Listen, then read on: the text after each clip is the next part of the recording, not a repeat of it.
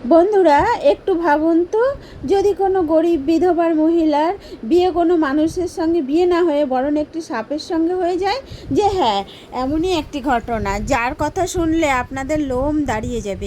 এই মহিলা জানতো না তার জন্য নিয়তি কেমন ভয়ঙ্কর খেলা লুকিয়ে রেখেছে। প্রথমে ভালোবাসা, তারপর বিয়ে, তারপর সেই মুহূর্তে যখন সেই সাপ তার সঙ্গে এমন ভয়ঙ্কর কাজ করলো, গ্রামের মানুষও কেঁপে উঠলো। কী হয়েছিল এই বিধবা মহিলার সঙ্গে, শেষ পর্যন্ত তার জীবনের পরিণতি কী হলো জানার জন্য এই গল্পটি শেষ পর্যন্ত অবশ্যই দেখুন। একটি খুব বড় গ্রাম ছিল। গ্রামের আশেপাশে অনেক দূর পর্যন্ত একটি গভীর এবং ভয়ঙ্কর জঙ্গল ছিল। সেই জঙ্গল এমন ছিল যে সূর্যের আলো পুরোপুরি পৌঁছতে পারলো না। দিনের সময়ও সেখানে অন্ধকারেই ছায়া করে থাকতো। গ্রামের মানুষ বলতো এই জঙ্গলে জিন, পরী এমনকি সত্যি থাকে যাদের দেখা মানুষের সাধ্যের বাইরে। একই গ্রামে জন্ম নিল এক মেয়ে মুন। জন্মানোর সঙ্গে সঙ্গে যেন পুরো গ্রাম চুপ হয়ে গেল, কারণ যেদিন নূর জন্মালো সেদিন তার মা এই দুনিয়া থেকে চলে গেল। তার বাবার একটি ভয়ঙ্কর দুর্ঘটনা ঘটলো এবং তিনি ঘটনাস্থলেই মারা গেলেন। গ্রামের মানুষ বলল এই মেয়ে অপয়া, এর সঙ্গে মৃত্যু আসে। এই অভিযোগ নূরের জন্মদিন থেকেই তার ভাগ্যে লিখে গেলেন। সৌন্য থেকে লোকজনকে দয়া করে শুরু করলো। কোনো মহিলা তাকে দুধ দিত, কেউ কাপড় দিত, কিন্তু অদ্ভুত ব্যাপার ছিল, যেই তাকে নিজের বাড়িতে নিয়ে যেত পরের দিন সেই বাড়িতে কারো না কারো মৃত্যু হতো। সবাই প্রথমেই এটাকে কাকতালীয় ভেবেছিল, কিন্তু যখন 3টে ঘরে এমন হলো তখন গ্রামে ভয় ছড়িয়ে গেল। এরপর গ্রামে কেউই তার নিজের সঙ্গে বাড়ি নিয়ে যেত। কিছুক্ষণ দিন পর তার আত্মীয় স্বজন হলো। কেউ ছিল চাচা, কেউ ফুফু, কেউ দূরের মামা। সবার মনে প্রথমে দয়া জাগলো, বেচারি মেয়েটের বাবা নেই, তাতে কেউ না কেউ দেখাশোনা করবে। তারা নিজেদের মধ্যে কথা বলতে লাগলো, আমরা তাকে আমাদের সঙ্গে নিয়ে যাব। শেষ পর্যন্ত রক্তের সম্পর্ক ফলে নূরকে একজন নিজের বাড়িতে নিয়ে গেল। প্রথম কয়েকদিন সব ঠিকঠাক ছিল, কিন্তু নিয়তি তার ছায়ার মতো লেগেছিলেন। কিছুদিনের মধ্যে সেই বাড়িতে মধ্যে বিপদ নেমে এলো। যে তাকে দপ্তর নিয়েছিল তিনি হঠাৎ অসুস্থ হয়ে পড়লেন। চিকিৎসাপত্র সব করা হলো, কিন্তু তিনি আর সুস্থ হতে পারলেন না। কয়েকদিনের মধ্যেই তিনি মারা গেলেন। লোকেরা বলতে শুরু করলেন এই মেয়েটা অপয়া, এর সঙ্গে মৃত্যু আসে। তারপর আরেক আত্মীয় বলল আমরা রাখবো, এটা হয়তো কাকতালীয়। কিন্তু যখন সে বাড়িতে গেল তখনও ঠিক একই ঘটনা ঘটলো। বাড়ির এক মহিলা সিঁড়ি থেকে মারা গেল। কেউ তাকে 6 মাস রাখলো, কেউ 1 বছর। সবাই চেষ্টা করলো, হয়তো ভুল, কিন্তু প্রতিটি ঘরে কোনো না কোনো দুর্ঘটনা ঘটতে থাকতো। অবশেষে সবাই মেনে নিল এই মেয়ে যেখানে যায় সেখানে মৃত্যু আসে। ফলে আত্মীয়রাও ক্লান্ত হয়ে গেল। একদিন তারা নূরকে পুরনো ভাঙা বাড়িতে ফিরিয়ে রেখে গেল, যেখানে তার মা বাবা থাকতেন। তখন তার বয়স ছিল মাত্র 6 বছর। প্রথমে সে দরজায় বসে রয়েছে, কারো আসার অপেক্ষায়। সন্ধ্যা হলো, অন্ধকার চারদিকে ছড়িয়ে পড়লো, বাতাসে দরজা কাপড় দুলল, কিন্তু কেউ এলো না। সেই দিন থেকেই নূর বুঝে গেল এখন তার ভরসা একে নিজেই গ্রামে খাবার চাইতে লাগলো। কারো দরজায় গিয়ে চুপচাপ দাঁড়িয়ে থাকতো, কেউ দড়া করে তাকে রুটি দিত, কেউ তাকে বকাঝকা করতো, কেউ আবার দরজা বন্ধ করে দিত। কিন্তু সে কান্না করা ছেড়ে দিয়েছিল। 6 বছরে সেই মেয়েটি অনেক বুঝদার হয়ে উঠেছিল। সে নিজেকে এই গ্রামের জঙ্গলে ঘুরে বেড়াতো। যখন সে দেখলো গ্রামের মানুষজন জঙ্গল, সে রোজও জঙ্গলের পাশে চলে যেত। সেখান থেকে ঘাস কাটতো, কাঠ জমা করতো এবং গ্রামে এসে বিক্রি করতো। নূরের মনে এখন আর ভয়ে অবশিষ্ট ছিল না। সে এখন শান্তি অনুভব করত। তার বেশিরভাগ সময়ে জঙ্গলে কাটতো, কারণ গ্রামের মানুষজন গ্রামের সম্পর্ক রাখতো না। এইভাবে জঙ্গলেই সময় কাটাতে কাটাতে বড় হলো। তার চোখে এক অদ্ভুত আলো ছিল, এমন আলো যা সাধারণ মানুষের চোখে থাকে না। সেই চোখ কাউকে দেখলে ভয় জমিয়ে দিত, নয়তো কোনো অদ্ভুত টানে নিজের দিকে টেনে নিত। গ্রামের মানুষজন এখনও তাকে ভয় পেত। সময় যেতে যেতে গ্রামে বয়োজ্যেষ্ঠদের আরেকটি চিন্তা দেখা দিত। এখন সে একা থাকে বাড়িতে, আরেকটি বড় মেয়ের বেশি সময় জঙ্গলে কাটানো ভালো না, তাই তার বিয়ে করে দেওয়া উচিত। কিছু গ্রামের মেয়ের সাথে সাথে বলে উঠল, পাগল হয়ে গেছো নাকি? যদি তার বিয়ে হয় যার সাথে হবে সে মরে যাবে, এটি তো অভিশাপ অভিশপ্ত সর্বনাশ করে ঘুরে অনেক দিন ঘরে এই তর্ক চলতে থাকলো। শেষ পর্যন্ত কয়েকদিন বয়োজ্যেষ্ঠ সিদ্ধান্ত নিল বিয়ে করে দাও। যাই হোক না কেন সেটা অন্য কোনো গ্রামে, গ্রাম ছেড়ে তো চলে যাবে। এখানকার মেয়েরা তো তার ছায়া দেখেও ভয় পায়। তারা ভাবলো হয়তো অন্য কোনো গ্রামে গেলে ভাগ্যের বোঝা একটু হলো হালকা হলো। বিয়ের দিন এলো। গ্রামে এক অদ্ভুত রকমের সৌবল পরিবেশ ছিল। নূরের জীবনে এটাই ছিল প্রথম সময় যখন তিনি সত্যি সত্যি খুশি হয়েছিল। যখন মহিলারা তাকে কনে সাজালো তখন সে নিজেই অবাক হলো। সে এত সুন্দর দেখাতে পারে, যেন বহু বছর দুঃখের উপর সুখের উপর পর্দা পড়ে এসেছে। বিয়ে খুব সাধারণভাবে হয়ে গেল। সে তার স্বামীর সাথে নতুন গ্রাম, নতুন বাড়ি, নতুন স্বপ্ন দিকে রওনা হলো। কিন্তু কপাল আবার বিষ মিশিয়ে দিল। বিয়ের প্রথম রাত ছিল। রাতে শেষ প্রহরে হঠাৎ এক চিৎকার শোনা গেল, নূরের চিৎকার। দরজা ভেঙে ভিতরে ঢুকলো। ভিতরে দৃশ্য দেখে সবার মুখে রং উড়ে গেল। তার স্বামী মেঝেতে পড়েছিল আর নূর কোণের সাজে উঠানোর চেষ্টা করছিল। পুরো শরীর নীল হয়ে গিয়েছিল, যেন বীজ ধীরে ধীরে রক্তে জমে গেছে। চোখ খোলা ছিল কিন্তু শ্বাস বন্ধ হয়ে গেছিল। এক মহিলা বলল, দেখে মনে হচ্ছিল সাপ কামড়িয়েছে। পরে সকালে শ্বশুরবাড়ির লোক সিদ্ধান্ত নিলে একে ফিরিয়ে দাও। কেউ কিছু ফেললো না, শুধু নীরবে গরুর গাড়ি তৈরি করা হলো। নূর সাদা চাদর পরে কাঁদতে কাঁদতে নিজের গ্রামে ফিরে এলো। নূর কষ্ট পেয়েছিল কিন্তু সে এখন কাঁদতে ভুলে গিয়েছিল। লোকজন কি বলে এসব কথায় সে অনুভূতিহীন হয়ে গেছিল। শৈশব থেকেই শুনে এসেছিল সে অভিশপ্ত, যেখানে যায় মৃত্যু আসে। সময় কেটে যেতে লাগলো। কয়েক বছর পর আবার গ্রামবাসীর পর প্রসঙ্গ তুললো, আরও একবার নীরের বিয়ে দিয়ে দাও। এবার বিয়ের প্রস্তাব আরেকটি গ্রাম থেকে। সেই ছেলেটি খুব ধনী ছিল এবং তার মায়ের একমাত্র ছেলে ছিল। সে বলা হয় তার মা নূরকে তার সৌন্দর্য দেখে পছন্দ করেছিল। দ্বিতীয়বার যখন বিয়েতে লাল শাড়ি পরলো তখন সে খুব নীরব ছিল, মনে কোথাও গভীর ভয় লুকিয়েছিল। কিন্তু নিয়তির লেখা কেউ বদলাতে পারে না। বিয়ে সাদামাটাভাবে হয়ে গেল। সন্ধ্যা নেমে এসেছে। মা আনুষ আনন্দ করছিল, বর তার বন্ধুদের সঙ্গে হাসছিল। শাশুড়ি গর্ব করে সবাইকে বলছিল, দেখো আমি কত সুন্দর বউ ঘরে এনেছি। রাত হওয়ার পর নূরকে সাজিয়ে কক্ষে বসানো হলো। তার চোখের নিচে ছিল, মুখ ধকধক করছিল। দরজা খুলল। তার স্বামী হাসি মুখে ভেতরে এলো এবং বলল, আমার নববধূ। কিন্তু পরের মুহূর্তে হঠাৎ থমকে দাঁড়ালো। এক মুহূর্তের জন্য তার চোখ ফাঁকা হয়ে গেল। সে নূরের পায়ের কাছে পড়ে গেল। নূর ভয়ে চমকে উঠে দাঁড়ালো। তার মুখ থেকে চিৎকার বেরোলো, কি হলো, ওঠো। কিন্তু কোনো সাড়া মিলল না। কয়েক মুহূর্তের মধ্যে তার মুখ নীল হয়ে উঠতে লাগলো। শ্বাস বন্ধ হয়ে গেল। বাইরে হইচই শুরু হয়ে গেল। সবাই ভেতরে দৌড়ে এলো। কেউ তার দেহ দেখে চিৎকার করে উঠল, তার শরীরে নীলচে দাগ, যেন সাপ কামড়েছে। নূর বাকরুদ্ধ হয়ে দাঁড়িয়েছিল। তার চোখ থেকে টকটক থেকে অশ্রু ঝরছিল, কিন্তু সে কিছুই বুঝতে পারছিল না। তখন কিছু লোক তার দিকে আঙুল তুলে শুরু করলো, এই মেয়ে অপয়া, একে এক্ষুনি বাড়ি ফেরত পাঠাও। নূর কাঁদতে কাঁদতে যখন গ্রামে ফিরে এলো তখন মানুষের সেই একই কথা তার কানে বাজছিল। সে কথা বহু বছর থেকে শুনে এসছে। পরের দিন সকালে উঠতেই নূর জঙ্গলের দিকে রওনা হলো, যেমনটা সে প্রায়টাই করতো। জঙ্গলের পথে তার দেখা হলো এক ছোট মেয়ের সঙ্গে এবং তার সঙ্গে কথা বলতে লাগলো। তখন হঠাৎ সেই মেয়ে তাকে বকাঝকা করতে লাগলো এবং চিৎকার করে বলল, দেখো দেখো, এই অপয়া এখানে ঘুরছে। নিজের অভিশপ্ত ছায়া কি আমাদের বাচ্চাদের ওপর ফেলবে? ওই মহিলার চিৎকার শুনে ধীরে ধীরে বিয়ে হয়ে গেল। তাদের মধ্যে একদিন জোরে বলল, একে এখান থেকে বের করে দাও। যার সঙ্গে সম্পর্ক হয় সেই মরে যায়। লোকজনে এমন তীক্ষ্ণ কথায় অপমান করতে লাগলো যে নূরের হৃদয় ফিরে গেল। সে লজ্জায় মাথা নিচু করে কাঁদতে লাগলো এবং তার চারপাশে মানুষ নানা রকম কটু কথা বলতে লাগলো। ঠিক তখনই পেছন থেকে এক যুবক এগিয়ে এসে বলল, এখানে কি হচ্ছে, তোমরা কি করছো? কাছে গিয়ে যখন সুন্দরী মেয়েকে কাঁদতে দেখলো এবং গ্রামের মানুষকে তার দিকে আঙ্গুল দিকে দেখলো তখন সে বলল, তোমরা কেন এই মেয়ের উপর জুলুম করছো? এক মহিলা রাগ করে বলল, বেটা তুমি জানো না এই মেয়ে অপয়া, যার সঙ্গে সম্পর্ক হয় সে মরে যায়। এটা তার মা বাবাকে খেয়ে ফেলেছে, তা বা স্বামীদের খেয়ে ফেলেছে, আত্মীয়দেরকেও খেয়ে ফেলেছে। এটা মৃত্যু। এটা কাছাকাছি থাকলে সর্বনাশ ডেকে আনলে। এই মেয়ে ডাইনি।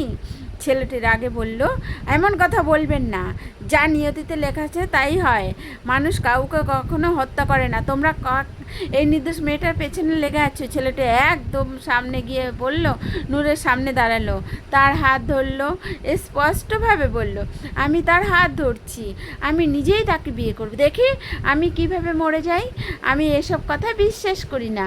যতক্ষণ আল্লাহ কারণ সময় লিখে না দেন, কোনো মানুষ না আগে মরে না পরে। এই কথা বলে সে চুপ হয়ে গেল। পুরো গ্রাম হতভাম্য হয়ে নীরব হয়ে গেল। নূরের চোখে অশ্রু এসে গেল। জীবনে প্রথমবার কেউ তার জন্য সবার সামনে দাঁড়ালো। যুবকটি নূরকে মানুষের ভিড় থেকে বের করে মসজিদের দরজায় নিয়ে এলো। নূরের পা কাঁপছিল। সে নিজেও নিজের নিয়তি নিয়ে খুব ভয় পাচ্ছিল। তার মুখ অশ্রুতে ভিজেছিল। তারপর সেই যুবক ইমাম সাহেবকে ডেকে আনলো। গ্রামের কয়েকজন লোকও জড়ো হলো। যুবকটি বলল, ইমাম সাহেব, আমি এই মেয়েকে বিয়ে করতে চাই। আর মসজিদের সামনে সবার উপস্থিতিতে নূরও সেই যুবকের বিয়ে হয়ে গেল। ছেলেটা হেসে বলল, এখন তোমাকে আর কষ্ট পেতে হবে না, আমি তোমাকে সুখে রাখবো চিরদিন। নূরের চোখ নিচে ছিল, তার হৃদয়ে ভয় ছিল, আবার আশাও ছিল। যখন তারা বাড়িতে পৌঁছালো তখন যুবকটি খুশি হয়ে বলল, মা দেখো, তোমার জন্য বউ নিয়ে এসেছি। যখন মা বাবা দেখলেন তাদের ছেলের পাশে নূর দাঁড়িয়ে, তখন তাদের রং বদলে গেল। মা বললেন, তুমি কাকে বিয়ে করেছো? এটা অপয়া মেয়ে। এটা যে বাড়িতে যায় সে বাড়ি ধ্বংস হয়ে যায়। এবার দেখবে আমাদের একে একে সব মারা যাব। কিন্তু ছেলেটি শান্তভাবে বলল, না মা, এমন কথা বললো না, আমি অন্ধবিশ্বাস মানি না।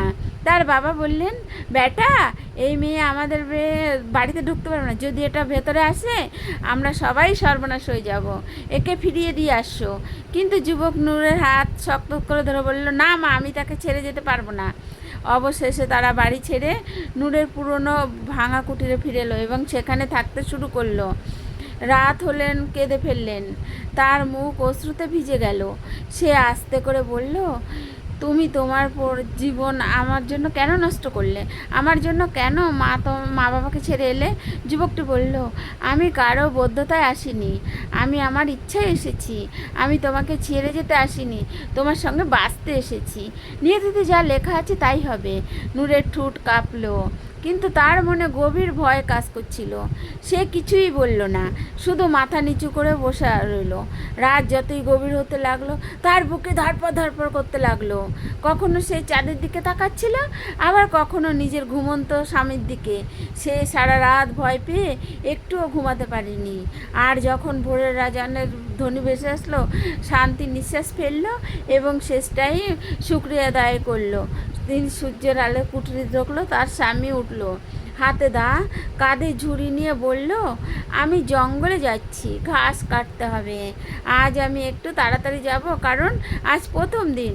নূর সঙ্গে সঙ্গে উঠে বলল, না, আমিও তোমার সঙ্গে যাব। আমরা দুজন মিলে পরিশ্রম করব, সংসার চালাবো। এইভাবে দিন কেটে যাচ্ছিল। তারা দুজন মিলে সন্ধ্যায় ঘাস কেটে ফিরে আসতো।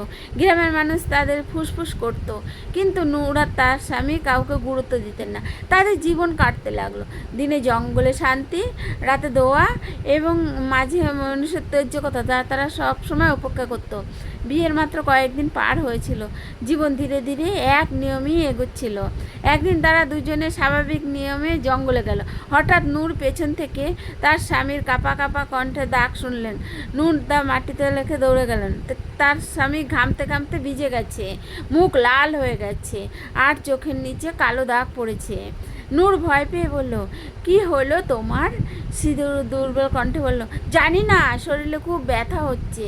নূর তার হাত ধরল। হাত জ্বরের তাপে আগুনের মতো জ্বলছিল। কষ্ট করে তারা বাড়িতে ফিরে এলো। নূর পানি দিল, ঠান্ডা কাপড় কপালে রাখলো, কিন্তু জ্বর কমার মতো আরও বেড়ে গেল। সন্ধ্যার মধ্যে তার মুখ হলুদ নীল হয়ে উঠল। নূরের প্রাণ গলা পর্যন্ত উঠে গেল। পরের সকালে সে তাকে নিয়ে গেল গ্রামের হাকিমের কাছে। হাকিম তার নাড়ি দেখলো, শরীর দেখলো, তারপর অবাক হয়ে পিছিয়ে গেল। সে বিড়বিড় করে বলল, আমি আমার জীবনে অনেক রোগ দেখেছি, কিন্তু এই রকম রং, এই শরীরে নীল হয়ে যাওয়া বিনা কোনো ক্ষত বিষ, এটা আমি কখনো দেখিনি। নূরের চোখ দিয়ে অশ্রু গড়িয়ে পড়ল। সে কাঁদতে কাঁদতে বলল, হাকিম সাহেব, কিছু একটা করুন না, কোনো দাবায় কোনো দোয়ায় কিছু দিন। হাকিম হাঁ করে বলল, বেটি, আমি আমার পুরো চেষ্টা করব, কিন্তু এই রোগ সাধারণ মনে হচ্ছে না। আসল কথা হলো আমি নিজেই বুঝতে পারছি না কোন রোগ। হাকিমের কথা শুনে নূর কিছু ভাবতে চাইলেও মাথা যেন জমে গেল। নূরের দিন এখন আর আগের মতো ছিল না। সব সময় দুশ্চিন্তায় ডুবে থাকতো। মনে এক অজানা ভয় বা আশা বেঁধেছিল। যখনই সে স্বামীর দিকে তাকাতো, বুকের ভেতর কাঁপন ধরতো। তার স্বামী দিনকে দিন দুর্বল হয়ে পড়ছিল, আর শরীরে নীলচে দাগ আরও বাড়ছিল। এখন নূরের কাছে দিন রাত এক হয়ে গেছিল। সে ভোরবেলায় একা জঙ্গলে যেত, কাঠ কাটতো, ঘাস তুলতো, তারপর সন্ধে ক্লান্ত শরীরে ফিরে এসে স্বামীর সেবা করত। কিন্তু এই যেন অদ্ভুত এক রোগ, কত ওষুধেই কাজ হচ্ছিল না। এরই মধ্যে গ্রামবাসী আবার আগের সেই কথাগুলো বলতে শুরু করলো, যে কথাগুলো নূরের কানে বিষের মতো বিঁধছিল। কেউ বলতো, বলেছিলাম না এই মেয়ে অপয়া। আরেকজন বলতো, 1 মাসও হলো না, দেখো বেচারার কি অবস্থা। কেউ যেন এসে বলতো, আর কদিন বাকি, তৃতীয় স্বামীও মরবে। নূর চুপচাপ সব শুনে যেত, তার চোখ দিয়ে নীরবে অশ্রু ছুটত। তখন সে বাড়িতে ফিরে স্বামীর পাশে, স্বামী দুর্বল হেসে বলতো, নূর, আমি দেখছি তুমি আমার জন্য কত কষ্ট করছো, তুমি একা সব সামলাও, তুমি নিজে না খেয়ে থেকেও আমার চিন্তা করো। নূরের ঠোঁট কাঁপাতে লাগলো। সে কাঁদতে কাঁদতে বলতো, আমার কপালে হয়তো সুখ লেখা নেই, তাই আমার জীবনে এমন হয়। আমি যাকে আপন করি সে আমার থেকে দূরে সরে যায়। তুমি চাইলে তোমার মা বাবার বাড়ি ফিরে যেতে পারো। আমি চাই না আমার জন্য তোমার কিছু হোক। তোমার যদি কিছু হয়ে যায়, গ্রামবাসী আগুনে পুড়িয়ে মারবে। তার স্বামী বলল, আমি এখন আর তোমাকে ছেড়ে কোথাও যাব না, কিন্তু একটা কথা বুঝতে পারছি না, আমার শরীর নীল হয়ে যাচ্ছে কেন? আমার রোগে যেন বিষ ছড়িয়ে পড়ছে। বড় বড় হাকিমও বলছে এই রোগ কেউ কি জানে না। এ কথা শুনে নীর একদম চুর হয়ে গেল, তার মুখের রং উড়ে গেল, মনে হলো কেউ বুক চেপে ধরেছে। সে অনেকক্ষণ নীরবে স্বামীর মুখের দিকে তাকিয়ে রইল, তারপর নিজে তাকিয়ে ভাবতে লাগতো, এ কেমন রহস্য! আমার আগের 2 স্বামীও এইভাবে নীল হয়ে মারা গেছিল, তখন সবাই ভেসেছিল তাদের সাপ কামড়িয়েছে। এখন হাকিম নিজেকে বিষের চিহ্ন নেই। নূরের মনে ভয়ে ঠান্ডা স্রোত বইতে গেল। এ কি শুধু কাকতালীয়? না, এমন কাকতালীয় অনেকবার হতে পারে না। তাহলে কেন আমার সাথে এমন হয়? আমি কারো কী ক্ষতি করেছি? কেন যে আসে আমার জীবনে সে আমাকে ছেড়ে চলে যায়? সে আকাশের দিকে তাকালো, তার চোখে জল এসে গেল। নীল শব্দ রাতেও কান্নার স্পষ্ট শোনা যাচ্ছিল। সে কাঁদতে কাঁদতে বলল, হে আল্লাহ, যদি আমার কোনো গুনাহ থাকে মাফ করে দাও, আমার স্বামীকে বাঁচিয়ে দাও, আমার জীবনে যত কষ্ট লিখো, তাকে নিরাপদ রেখো। নূর হাত দিয়ে মুঠের কালচি তুলে নিল, তার কুটিরে দরজা দিয়ে বের হলো। তখনও সূর্য পুরোপুরি ওঠেনি। পাশে থাকা ঘরে দরজায় গিয়ে কড়া নামলো। ভিতর থেকে মহিলা বেরোলো। নূরকে দেখে মহিলার মুখে কটাক্ষ ভরা হাসি আর চোখে ঘৃণার ঝিলিক দেখা গেল। সে বলল, ও হাল্লা, অপয়ার মুখ দেখে ছাড়লাম, আজ আমার দিনটাই বরবাদ। সে আরও বলল, আপনার সব স্বামীকে খেয়ে ফেলেছেন, এবার এই বেচারাটাকে কদিনের মধ্যে কবর দেবেন। নিজের বাপকে রেখে মৃত্যুর পেছনে ধরাচ্ছেন। নূরের চোখ বেয়েও অস্ত্র নামছিল। সে নরম কণ্ঠে বলতো, খালা, এমন কথা বলবেন না, আল্লাহ সব ভালো করবেন, শুধু আমার স্বামীর জন্য দোয়া করে দিন। মহিলা তীব্র হাসি দিয়ে বলল, তোমার জন্য দোয়া? তোমার স্বামীর জন্য দোয়া? হ্যাঁ, বলো কি, যাও তোমার বিষ নিয়ে অন্য কোথাও যাও, আমার বাড়ির দোরগোড়ায় ছায়া পড়লে তো আমার পরিবার শেষ হয়ে যাবে। নূর বেচারা একটু দুধ আনতে এসেছিল, খালি হাতে ফিরে আসতে হলো। সারাদিন গ্রামের এদিক ওদিক ঘুরে অবশেষে কেউ দুধ দিল। সে দ্রুত কুটিরে ফিরে এলো। স্বামীর অবস্থা থেকে বুক ফেটে গেল, তার পুরো শরীর আগুনের মতো জ্বলছিল। জ্বরের তাপ এমন ছোঁয়া যায় না, আর তার শরীরের রং নীল থেকে কালো হয়ে যাচ্ছে। সারাদিন সে কিছু খায়নি, কিছু পান করেনি, শুধু স্বামীর সেবা করেছে। নূর দুধের পেয়ালা হাতে নিয়ে স্বামীর পাশে বসলো, বলল, এখানে একটু দুধ খাও। সারাদিন কিছু খাওনি। কিন্তু পেয়ালা ঠোঁটে দিতেই নূরের চোখ বিস্ময়ে বড় হয়ে গেল। দুধ যা কয়েক মিনিট সাদা ছিল হঠাৎ নীল হয়ে গেল। প্রথমে হালকা নীলচে, তারপর গাঢ় যেন কোনো বিষ মিশে গেছে। নূরের হাত কাঁপাতে লাগলো, বুকের ধড়ফড় এত বেড়ে গেল যেন বুক ফেটে গেল। পেয়ালা হাত থেকে পড়ে যাওয়ার উপক্রম, কিন্তু সে শক্ত করে ধরে রাখলো এবং দ্রুত দুধ ফেলে দিতে বাইরে বের হয়ে এলো। সে আস্তে করে কুঠুরের দরজা ঠেলে বাইরে দাঁড়ালো।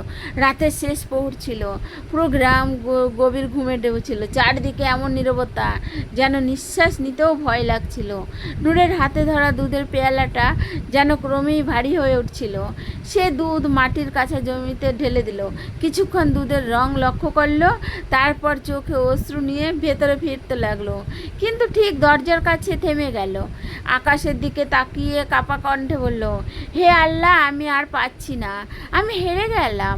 আমি অনেক সাহস করেছি, আজ আমি মানছি আমি অপয়া, আমি অভিশপ্ত, আমি ডাইনি যে সবার জন্য অমঙ্গল ডেকে আনে। যেই আমাকে আশ্রয় দেয় আমি তার কাছ থেকে সব ছিনিয়ে নিই। হে আল্লাহ, যদি আমি সত্যি এত দুঃখ কষ্টের বোঝা হয়ে থাকি, আমাকে নিয়ে যাও, আমাকে শেষ করে দাও। আমি কাউকে আর কষ্ট দিতে চাই না, আমি আর বেঁচে থাকার যোগ্য নয়। এই কথা বলতে বলতেই নূরের শরীর কেঁপে উঠছিল। ভয়ে তার বুকের ভিতর শীতল ছুরির বেঁধল। সে মাটিতে বসে পড়ল, নিজের মাথা হাঁটুর মধ্যে ঢুকিয়ে ফুপিয়ে ফুপিয়ে কাঁদতে লাগলো।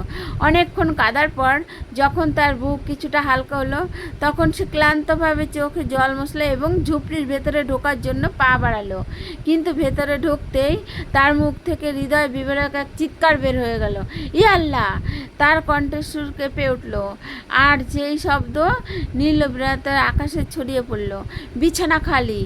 যে বিছানাতে তার স্বামী অসুস্থ শুয়ে থাকতো সেটা ফাঁকা, সেটা চাপা পড়া চাদর পড়েছিল। নূরের চোখ বিস্ময়ে বড় হয়ে গেল। সে ঘরের প্রতিটি কোণে তাকালো, এদিক সেদিক ছুটলো, কিছু তার স্বামী কোথাও নেই। না, এটা হতে পারে না, নূর বিড়বিড় করছিল। সে তো চলার মতো অবস্থায়ও নেই, জ্বরে বসছিল। সে কোথায় যাবে? সে দৌড়ে বাইরে এলো, চারদিকে তাকালো, কিন্তু বাইরে তো কিছুক্ষণ আগেই বেরিয়েছিল। চারদিক দিয়ে স্তব্ধ, এমন নীরবতা যে নিজেও হৃদস্পন্দন শোনা যায়। নূর এবং মরিয়া হয়ে চারদিকে দৌড়িতে লাগলো, গ্রামের বাইরে, মাঠের দিকে, পথের দিকে। অন্ধকার ছাড়া কিছুই দেখা যাচ্ছিল। রাতভর সে তাকে খুঁজতে লাগলো, তার নাম ধরে ডাকতে লাগলো, কিন্তু কোনো সাড়া পাওয়া গেল না। ভোরের আলো ফুটতেই গ্রামে হইচই শুরু হয়ে গেল। নূরের স্বামী গায়েব হয়ে গেছে। সে তো অসুস্থ ছিল, চলতেই পারত না, তাহলে গেল কোথায়? মানুষ জড়ো হতে লাগলো, গুঞ্জন উঠল।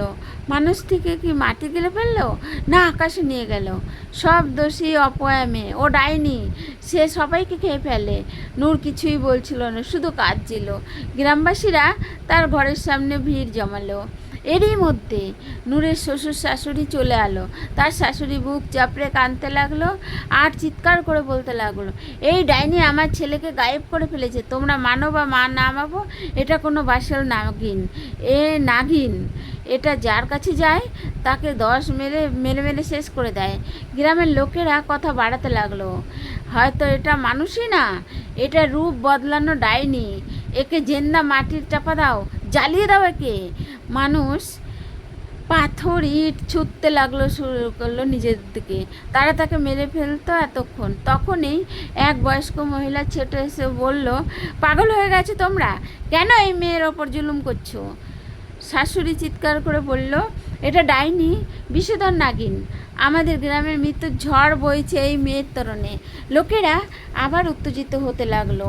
নূর অসহায়ের মতো চুপচাপ বসে কাঁদছিল, চোখে জল, মুখে বেদনার রেখা।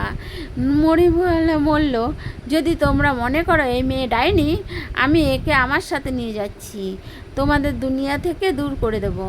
নূর কাপা কণ্ঠে বলল, না আম্মা, আমাকে মরে যেতে দিন, আমি অভাগী, আমার কারণে সবাই সর্বনাশ হয়, আমাকে শেষ হতে দিন। কিন্তু বুড়ি কিছুই শুনল না। সে নূরের হাত ধরে নিজের গ্রামে চলে গেল। তাকে বাড়িতে নিয়ে গিয়ে খাবার দিল, পানি দিল এবং বলল, বেটা ভয় পেস না, এখানে কেউ তোর ক্ষতি করবে না। নূরের চোখ দিয়ে অশ্রু গড়িয়ে পড়ল।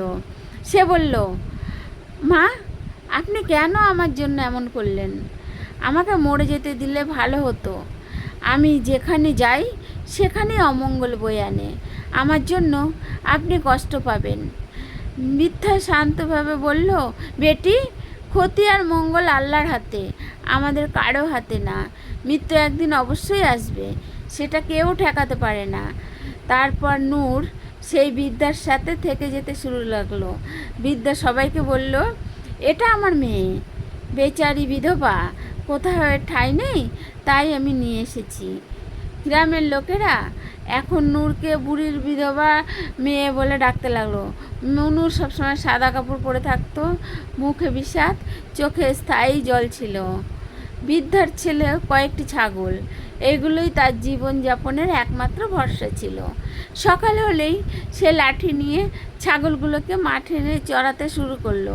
সন্ধ্যা ফিরিয়ে আনতো। শুরুতেই নূর বাড়িতে থাকতো, কিন্তু পরে সে নিঃসঙ্গতায় ভেঙে পড়তে লাগলো। প্রতিটি দেয়াল যেন তার সঙ্গে কথা বলতো, প্রতিটি নিঃশ্বাসে তার স্বামীর স্মৃতি চেপে বসে থাকতো। চোখ বন্ধ করলেই দেখতে পারত তার স্বামী নীল হয়ে যাওয়া অসহায় মুখ।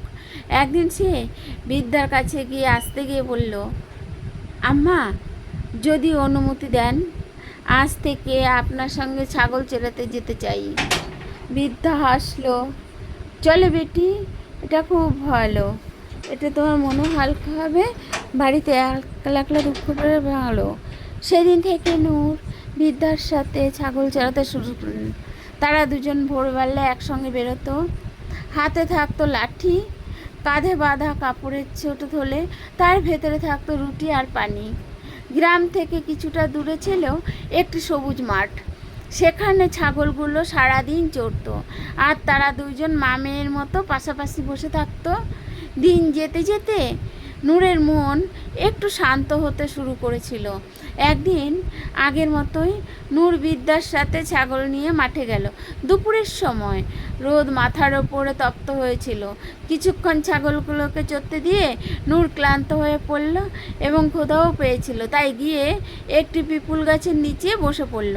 ছায়ায় বসে সামনে তাকাতেই দেখলো এক দম্পতি কুয়ার কাছে দাঁড়িয়ে আছে। স্বামীর রশির সাহায্যে বালতি টেনে তুলছিল, আর স্ত্রী হাসি মুখে হাঁড়ি পাতিল রাখছিল। তারা কথা বলছিল, হাসছিল, মনে হচ্ছিল যেন তাদের জীবনে যেন কষ্টই নেই। নূর নিঃশব্দ তাদের দেখছিল। হঠাৎ তার চোখের সামনে দৃশ্যটা ঝাপসা হয়ে গেল। মনে হলো যেন সে নিজেই স্বামীর সাথে কুয়ার পাশে দাঁড়িয়ে আছে। সেই ভালোবাসা, সেই আপনত্ব, সেই সহজ আনন্দ যা তার নিয়তি নির্মমভাবে কেড়ে নিয়েছিল। তার বুকের ভেতর ব্যথার ঢেউ হয়ে উঠল, চোখ ভরে জল নেমে এলো। নূর আস্তে করে আকাশের দিকে তাকিয়ে বলল, হে আল্লাহ, এই দুজনকে সব সময় এমন সুখে রেখো। কিছুদিন শান্তিতে কেটে গেল। বৃদ্ধা তার খুব যত্ন নিত। নূরও সারাদিন কাজে সাহায্য করত।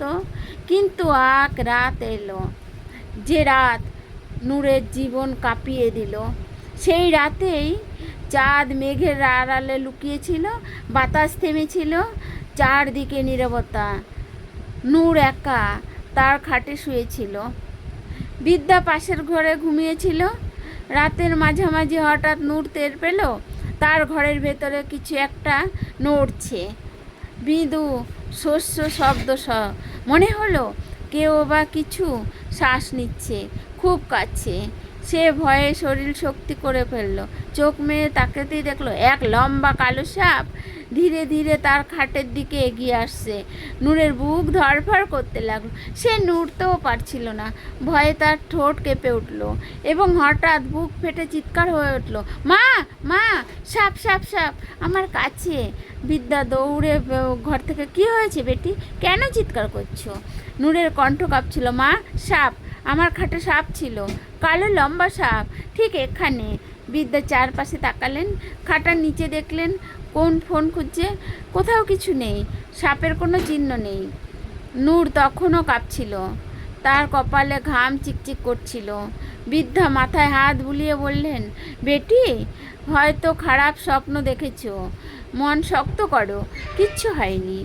নূর কিছু বলল না, কিন্তু তার মনে গভীর আতঙ্ক জমে গেল, কারণ সে জানতো এটা স্বপ্ন ছিল না, সে পুরো জেগেছিল, তার চোখ খোলা ছিল, সাপটা সে নিজ চোখে দেখেছে। পরের দিন নূর মন কষ্টে ভুগতে লাগলো। বারবার বৃদ্ধা একটা বলল, মা আমি একটা মিথ্যে বলছি না, আমি দেখেছি, ও কোনো স্বপ্ন ছিল না, সত্যি। কালো একটা সাপ আমার কাছে এসেছিল, আমার খাটের একদম কাছে। আমি তার নিস্তব্ধ ফুসফুস শ্বাসও শুনেছি। বৃদ্ধা মন দিয়ে নূরের কথা শুনলেন। তার মুখে উদ্বেগের ছাপ ফুটল, কিন্তু নূরকে ভরসা দেবার চেষ্টা করলেন। পরে নূরকে সারাদিন অস্থির দেখে বৃদ্ধা গ্রামের ধার্মিক বৃদ্ধার লোককে ডেকে আনলেন, যিনি জঙ্গলের ধারে বসে নিয়মিত আল্লাহর জিকির করতেন। বৃদ্ধ লোকটি ঘরের প্রতিটি কোণ দেখলেন, কোরআনের আয়াতে পড়লেন, তসবিহ পড়তে পড়তে ফু দিলেন। তারপর বললেন, এখন এখানে কোনো সাপ নেই, থাকলেও চলে গেছে, যদি আবার আসে আমাকে খবর দেবে। এইভাবে বলেই তিনি চলে গেলেন। রাত নেমে এলো, বৃদ্ধা নিশ্চিন্ত ঘুমিয়ে পড়লেন, কিন্তু নূরের চোখে ঘুম এলো না। বুকের ভেতর অজানা ভয়ে বাসা বেঁধেছিল। সে এপাশ ওপাশ করতে লাগলো, কখনো ছাদের দিকে তাকাতো, চোখ বন্ধ করতো, কিন্তু ঘুম কোথাও নেই। কিছুক্ষণ পর তার চোখে আধা বুঝলো, মন আধা জাগ্রত আধা নিদ্রিত। ঠিক তখনই সে আবার সেই সাপটাকে দেখলো। এইবার সাপটা আগের চেয়ে বড়, অনেক বড়। তার কালো শরীর তেলের মতো চকচক করছিল, তার উপস্থিতি ছিল ভয়ঙ্কর। সে সাপের বিকট মাথা দেখতে পেল, আর সাপটি তার মুখের একদম সামনে। নূরের ঠোঁট কেঁপে উঠল, শ্বাস আটকে গেল, সে চিৎকারও করতে পারছিল না। এবার আমি বাঁচব না, মনে মনে ভাবল নূর। সে চোখ শক্ত করে বন্ধ করে নিল। মনে হলো সাপটি তার আসবে, মৃত্যু যেন তার সামনে দাঁড়িয়ে। কিন্তু কয়েক মুহূর্ত কেঁপে গেল, কিছুই হলো না। নূর ধীরে ধীরে চোখ খুলল। সাপ নেই, কোথাও নেই। তার শরীর ঘেমে ভিজে গেছে, হাত পা কাঁপছে, হৃদয় পিণ্ড যেন ছিঁড়ে বের হয়ে আসছে। সে বিছানা থেকে উঠে পড়ল এবং ভয়ে ভয়ে দৌড়ে গিয়ে বৃদ্ধার ঘরের দরজা খুলল। বৃদ্ধার সামনে হাঁটু গেড়ে কান্নায় ভেঙে পড়ল। বৃদ্ধা ভয় পেয়ে তাকে জড়িয়ে ধরে বললেন, নূর কি হলো, আবার কিছু দেখেছো? নূর কাঁদতে কাঁদতে বলল, মা ওই সাপ আবার এসেছে, আগের চেয়ে অনেক বড়। আমি জানি এটা সাধারণ সাপ না, এটাই সে আমার স্বামীদের মেরেছে, ও আমার পিছনে এসেছে, এবার আমাকে শেষ করবে। বৃদ্ধা এবার চিন্তায় পড়ে গেলেন। ভোর হলো, তার আগের মতো ছাগল নিয়ে গ্রামের দিকে মাঠের দিকে চলে গেল। নূর সেই গাছটার দিকে গেল যেখানে সেই নীল বসে থাকতেন। বৃদ্ধা গিয়ে সালাম করতেন এবং পুরো ঘটনা হুজুরকে বলল। তিনি মনোযোগ দিয়ে এসব কথা শুনলেন, তারপর নূরের দিকে তাকালেন। নূর একটু দূরে দাঁড়িয়েছিল মাথা নিচু করে। বুজুর্গ বললেন, যদি সাপ তার কাছে আসে তাহলে হতে পারে সে তোমাকে কিছু বলতে চায়, কারণ যদি সে ক্ষতি করতে চাইতো তাহলে অনেক আগেই ক্ষতি করতে পারত। হতে পারে সে সাধারণ সাপ না, কারণ সাধারণ সাপ এত দ্রুত গায়েব হয়ে যায় না। এ কথা শুনে কয়েক মুহূর্তের জন্য নূরের মুখে যেন স্বস্তির একটি ছায়া এলো, কিন্তু তার অন্তরের গভীরে ভয় এখনও রয়ে গেল। সে হুজুরকে ভেবে ভেবে আরও গভীর চিন্তায় পড়ে গেল। একটা বড় গাছের নিচে গিয়ে চুপচাপ বসে গেল, যেন কোনো গভীর চিন্তায় হারিয়ে গেছে। তার চোখ দিয়ে আবারও অশ্রু দুলতে লাগলো। যে গাছটার নিচে নূর বসেছিল তার ওপরের ডালে সেই বিশাল কালো সাপ চুপচাপ পেঁচিয়ে বসেছিল। তার শরীর কালো চকচকে। সে একদম স্থির হয়ে নিচে বসে থাকা নূরের দিকে তাকিয়েছিল গভীর ঠান্ডা দৃষ্টিতে। মনে হচ্ছিল সাপটা তার নূরের দুঃখ বুঝতে পারছে। সে সামনে আসতে চায়নি, কারণ সে জানতো তাকে দেখলে নূর ভয় পায়। সে এখন সামনে আসে না, দূর থেকে চুপচাপ নূরকে দেখতো। এটাই তার এখনকার অভ্যাস হয়ে গেছিল। সে আর নূরের ঘরে যেত না, শুধু প্রতিদিন গাছের ডালে বসে তাকিয়ে থাকতো। নূর সেই দৃশ্য ভোলেনি, কিন্তু তার ভয় ধীরে ধীরে কমে আসছিল। সেদিন রোদ খুব গরম ছিল, বাতাসও গরম হয়ে পড়েছিল। বৃদ্ধার শরীর খারাপ ছিল, তাই তিনি সেদিন বাড়িতে রয়ে গেলেন। নূর একাই ছাগল নিয়ে মাঠে গেল। ছাগলগুলোকে মাঠে ছেড়ে দিয়ে নিজে একটি গাছের নিচে যেয়ে বসলো। একটি ছাগল ছানা তার কাছে এসে দাঁড়ালো। নূর হেসে তার মাথায় হাত বোলাতে শুরু করলো। পরের মুহূর্তে মুখ স্তব্ধ হয়ে গেল। সে যেন আবার দুঃখে ডুবে গেল। তার চোখ দিয়ে আস্তে আস্তে অশ্রু গড়াতে লাগলো। সে নিজের স্বরে বলল, বলো তো এই ছোট বাচ্চা ছাগল, তুমি কি জানো আমার জীবন কত দুঃখে ভরা? আমি জন্মের পর থেকে আজ পর্যন্ত সুখের কোনো দিনও দেখিনি। যখন আমার তৃতীয় বিয়ে হলো, ভেবেছিলাম হয়তো নিয়তি বদলাবে। কয়েকটি দিন ভালোও কেটেছিল, কিন্তু নিয়তি আবার দুঃখের দিকে ঠেলে দিল। হয়তো আমার কপালে সুখ লেখা হয়নি। সে নিজেই সাদা কাপড়গুলো স্পর্শ করে বলল, এই কাপড়গুলো দেখছো তো? এই কাপড় দেখে সবাই আমাকে চিনে নেয়, বলে এই সেই অপয়া বিধবা মেয়ে। এই কথা বলতে বলতে তার গলা কেঁপে উঠল। সে ছাগল ছানাকে বুকে জড়িয়ে ধরে চুপ হয়ে গেল। গাছের উঁচু ডালে বসে কালো সাপ নূরের প্রতিটা কথা শুনছিল চুপচাপ। তার চোখে অদ্ভুত এক ব্যথা ঝিলিক দিল, যেন সেও নূরের দুঃখ অনুভব করছিল। নূরের চোখ দিয়ে অশ্রু পড়তে লাগলো। তখনই সেই সাপ তার সহ্য করতে পারল না। যে সাপ এতদিন দূর থেকে দেখতো, আজ প্রথমবার গাছ থেকে নেমে এলো। ছাগল ছানাটি তার পাশে বসেছিল। হালকা ভয় পেয়ে সরে গিয়ে দূরে চলে গেল। সেই জায়গায় এখন সাপটি এসে বসলো একদম নূরের সামনে। নূর চোখের জল মুছে উপর তাকাতে দেখলো তার সামনে সেই ভয়ঙ্কর কালো সাপ বসে আছে। নূরের মুখ ফ্যাকাশে হয়ে গেল, বুকে ধকধক বেড়ে গেল। সে চিৎকার করতেও পারল না, তার গলা শুকিয়ে গেল। চোখ চারিদিকে ছুটতে লাগলো, কেউ নেই। সে কাঁদতে কাঁদতে নিজের ওড়না গোছালো এবং দৌড়ে উঠে দাঁড়ালো। পাগলের মতো বাড়ির দিকে দৌড় দিতে লাগলো। দম নিতে নিতে বাড়িতে ঢুকে বলল, আম্মা, সেই সাপ, সেই কালো সাপ আজ সেই মাঠে চলে এসেছে। বৃদ্ধা অবাক হয়ে তাকালেন, তারপর বললেন, বেটি, তুই কাল মাঠে যাবি নে, আমি নিজে যাব ছাগল চড়াতে। নূর চুপচাপ মাথা নিচে সম্মতি দিল।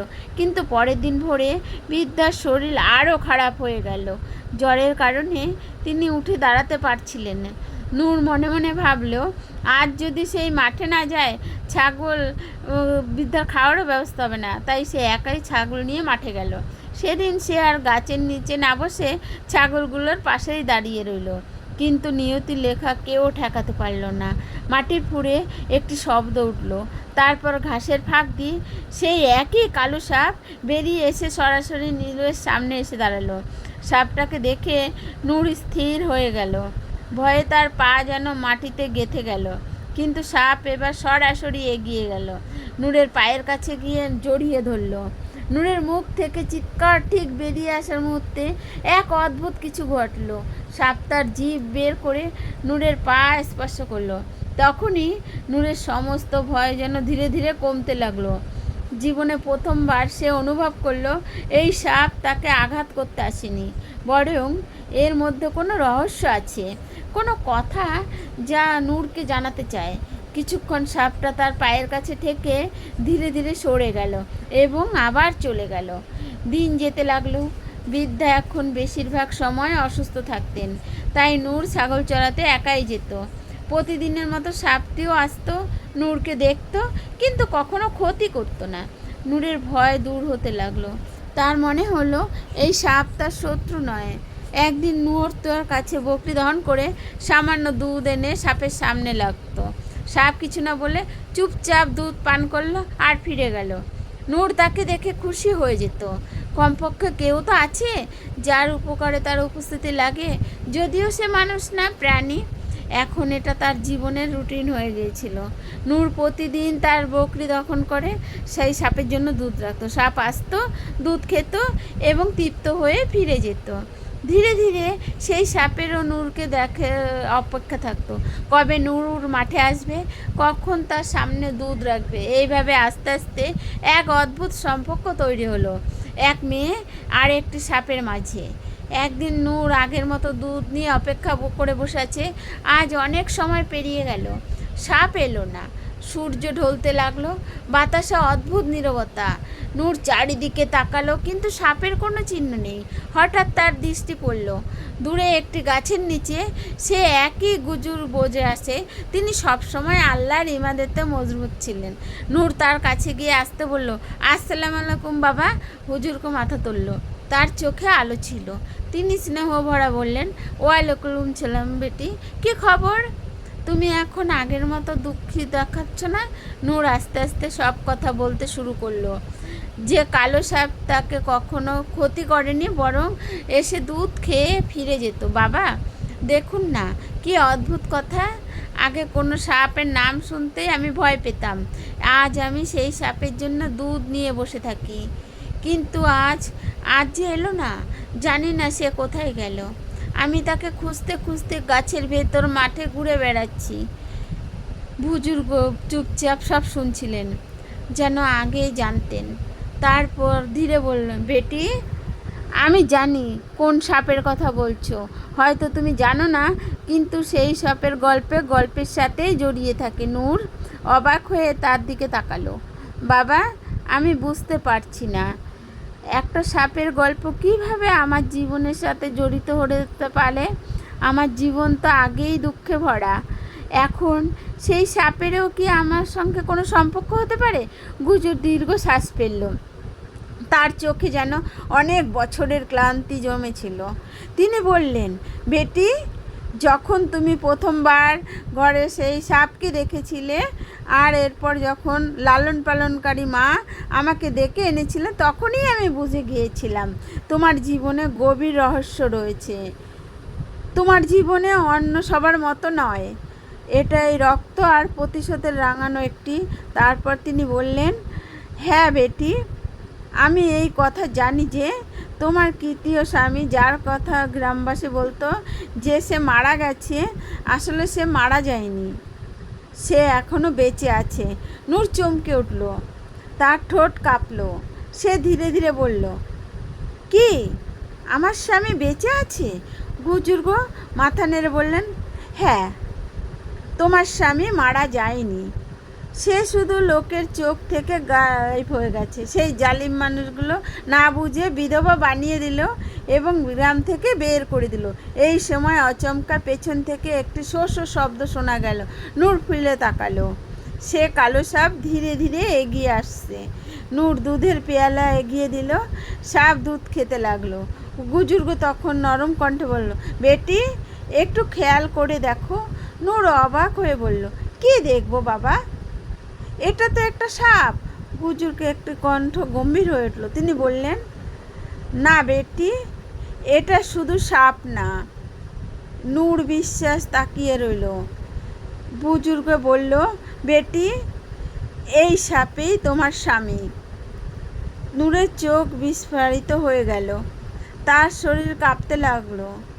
তার বুক থেকে শব্দ বের হলো, না মা, আমার স্বামী।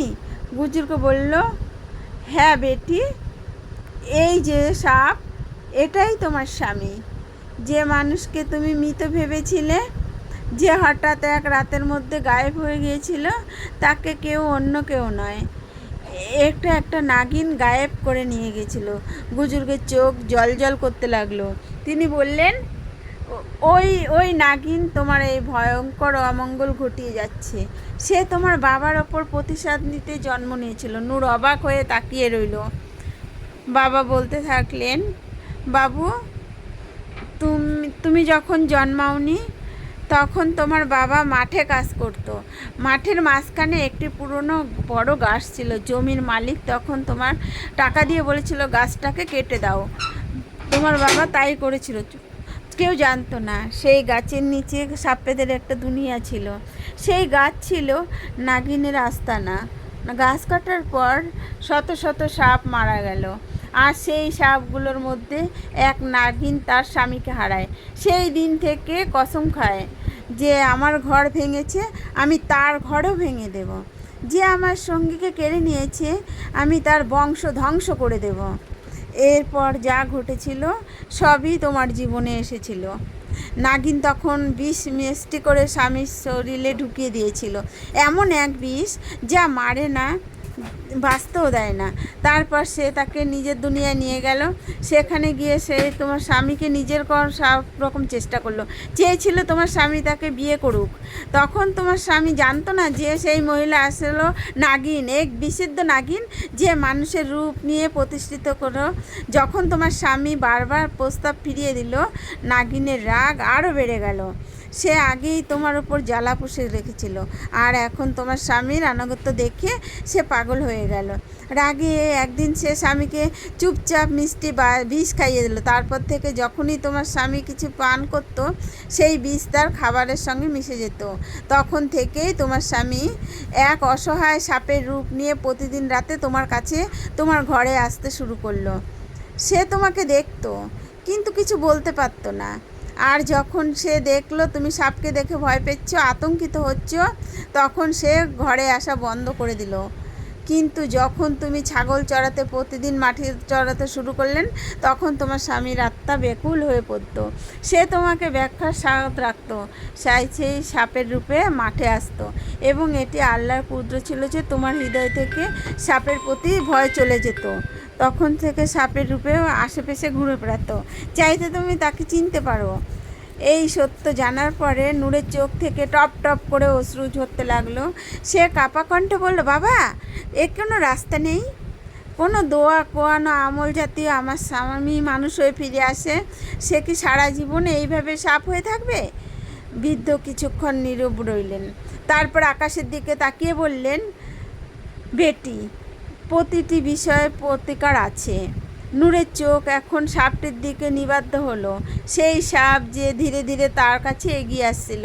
বৃদ্ধ নরমত তার সব কণ্ঠে বলল, হ্যাঁ বেটি, এর একটি সমাধান আছে। তোমার স্বামী আবার মানুষ হতে পারে, তুমি কিন্তু তার সাহস, ভালোবাসা সব প্রমাণ করতে হবে। এই জাদু কোনো সাধারণ দোয়া বা মন্ত্রে ভাঙবে না, এটি শুধু সত্যকারের ভালোবাসার প্রতিজ্ঞাতে ভাঙবে। তোমাকে আগামীকাল পুরো গ্রামের সামনে এই সাপের সঙ্গে বিবাহ করতে হবে। সতর্ক থেকো, এটা সহজ কাজ না। যখন তুমি নিকা করবে, তখনই সে নাগিন আসবে। সে তোমাকে ভয় দেখাবে, তোমার জিহ্বা বন্ধ করে দিতে চাইবে, যে কোনোভাবে থামাতে চাইবে। যদি তুমি এক মুহূর্তে ভয় পেয়ে যাও, তাহলে তোমার স্বামী কখনোই মানুষের রূপে পরিণত হতে পারবে না। বৃদ্ধ আবার বলতে থাকলো, বেটি, এই জাদুর অর্ধেক শক্তি ইতিমধ্যে ভেঙে গেছে। কারণ যখন নাগিন তোমার স্বামীকে সাপে পরিণত করেছিল, তখন সে বলেছিল, যদি কখনো কোনো মানুষ এই সাপকে দেখে ভয় না পায়, বরং তাকে আপন মনে করে পাশে রাখে, তাহলে জাদুর অর্ধেক শক্তি ভেঙে যাবে। আর পূর্ণ জাদু তখনই ভাঙবে যখন কোনো নেক পরিমাণে সাপের সঙ্গে নিকাহ করবে। এই দুটি কাজ শোনার মতো অসম্ভব ছিল। এখন তুমি শুধু একটি কাজ করবে, বিশ্বাস রাখবে যে সত্যিকারের ভালোবাসা সব বিষের থেকে শক্তিশালী। নূর বলল, বাবা, আমি প্রস্তুত। আমি জানি মানুষ আমাকে নিয়ে হাসবে, গালি দেবে, কিন্তু আমি এইগুলোকে অভ্যস্ত হয়ে গেছি। শুধু আপনি আমার জন্য দোয়া করবেন। নূর বাড়িতে ফিরে ছাগল বেঁধে এসে বিদ্যাকে বলল, আম্মা, আমাকে নিকাহ করতে হবে। অবাক হয়ে তার দিকে তাকিয়ে রইল নূর। তখনও সাদা কাপড় পরা বৃদ্ধা হতবাক হয়ে জিজ্ঞেস করলো, বেটি, কার সঙ্গে নিকা করবে? নূর সন্দেহ কণ্ঠে বলল, আম্মা, সেই মানুষ না, আমি এক সাপের সঙ্গে নিকা করতে চাই। এই কথা শুনে বৃদ্ধার হাতে থাকা সবজি মাটিতে পড়ে গেল। তিনি কেঁপে উঠলেন, বেটি, তুমি কি পাগল হয়ে গেছো? কোনো মানুষ কখনো সাপকে বিয়ে করেছে? এমন কথা তুমি কখনো শুনেছো? তুমি কি স্বাভাবিক আছো? নূর জিরো কণ্ঠে উত্তর দিল, হ্যাঁ আম্মা, আমি পুরোপুরি সুস্থ বুদ্ধিতে আছি। কাল সকালেই আমার নিকা পড়াবেন সেই নিক বুজুর্গ যারা সেদিন আমাদের কাছে এসেছিলেন। পরদিন সকালে পুরো গ্রাম জড়ো হলো। নূর সাদা নিবাজে বসেছিলেন, অতি সাধারণ পোশাকে, কিন্তু তার মুখে এক অদ্ভুত আলো ছিল। সে যেন কোনো মহান সিদ্ধান্তের জন্য প্রস্তুত। গ্রামের মাঝখানে পুরনো বট গাছের নিচে সেই বুজুর্গ বসেছিলেন, আর তাদের সামনে বসেছিলেন এক লম্বা ভয়ঙ্কর কালো সাপ, ফনা তুলে শান্ত। বৃদ্ধা পাশে দাঁড়িয়েছিলেন, তার হাত কাঁপছিলেন, চোখ উদ্বেগে ভরা, কিন্তু তিনি নির্বিকে দাঁড়িয়ে থাকলেন। গ্রামবাসীরা বিস্ময় আর ভয়ে চারপাশে ভিড় করছিলেন। যখন বুজুর নিকা কালমা পড়া শুরু করলেন, পুরো জমি নিস্তব্ধ হয়ে গেল, হাওয়া পর্যন্ত থেমে গেল। নূর বললেন, কবুল। আর সেই সঙ্গে কালো সাপটি মাথা নত করে রাখলো, সেও সিজদা দিল তার রবের সামনে। এই খবর আগুনের মতো ছড়িয়ে পড়ল। পরের দিন পাশের গ্রাম থেকে মানুষ এসে দেখতে লাগলো, এক বিধবা মেয়ে নাকি সাপের সঙ্গে নিকা করেছে। এক মহিলা বলল, এই তো ওই অপয়া মেয়ে যার সাথে স্বামী মরে যায়। আর একজন বলল, বুড়ি, তুই না বলেছিলে এটা নিকার মেয়ে, এ কেমন নেকি সাপের সঙ্গে নিকা? আরেক গুচ্ছ মানুষ এসে বলল, এই বিধবা বুঝি মানুষের সঙ্গে সুখ পেল না, এখন সাপের সঙ্গে বিয়ে করেছে। হায় রে লজ্জা! বৃদ্ধার কানে তীরের মতো বিঁধছিল, তবুও তিনি নীরব ছিল। সাদা পোশাকে বসা নূরের চোখ দিয়ে অশ্রু ঝরছিল, কিন্তু তার ঠোঁটে কোনো অভিযোগ ছিল না।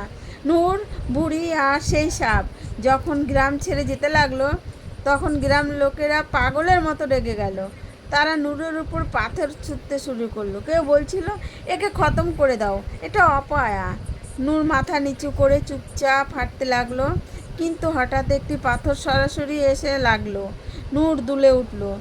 ঠিক তখনই তার সামনে দাঁড়িয়ে থাকা সাপটি দ্রুত তার সামনে চলে এলো, গর্জে উঠল, ফনা তুলল, ক্রোধে উঠে দাঁড়ালো। দৃশ্যটি দেখে সব গ্রামের মানুষটি ভয় পেয়ে পিছিয়ে গেল, কেউ আর কাছে আসা শুরু করলো না। সেই সময় সে আল্লাহওয়ালা বুজুর উপস্থিত ছিল। তিনি চোখ বন্ধ করে তাসবিহ পড়ছিল। সাপটি গ্রামের মানুষদের চেষ্টা করছিল, কিন্তু লোকেরা লাঠি নিয়ে তাকে মারতে উঠল। তখনই বুজুর জোরে তাসবিহ পড়তে লাগলেন। হঠাৎ সাপটি কাঁপতে কাঁপতে মাটিতে পড়ে গেল, গড়াগড়ি খেতে লাগলো। গ্রামের লোকেরা ভাবলো সাপটি মারা যাচ্ছে, কিন্তু ঠিক তখনই সাপটি শরীরে এক নীরে আলোয় ঢেকে গেল, আর মুহূর্তের মধ্যে সেই সাপ রূপান্তরিত হলো এক সুদর্শন মানুষে। সবাই বিস্মিত হয়ে চিৎকার করে উঠল, এ তো নূরের স্বামী, যে কয়েক মাস আসে গায়েব হয়ে গেছিল, আমরা ভাবছিলাম সে মারা গেছে। সে নূরের সামনে এসে দাঁড়ালো। নূর তাকে দেখে চোখ ভেজা হাসিতে তাকাইয়ে রইল। গ্রামের লোকেরা একে একে বলতে লাগলো, নূর, আমরা অন্যায় করেছি তোমার সঙ্গে, ক্ষমা করে দাও। নূরের কারো ওপর কোনো অভিমান ছিল না, সে সবাইকে ক্ষমা করে দিল। ঠিক তখনই সেই নিক বুজুর সামনে এগিয়ে এলেন। তিনি সবাই সামনে সত্যি ঘটনা বর্ণনা করলেন। নূরের জন্ম থেকে আজ পর্যন্ত তার জীবনে কী কী ঘটেছে সব খুলে বললেন।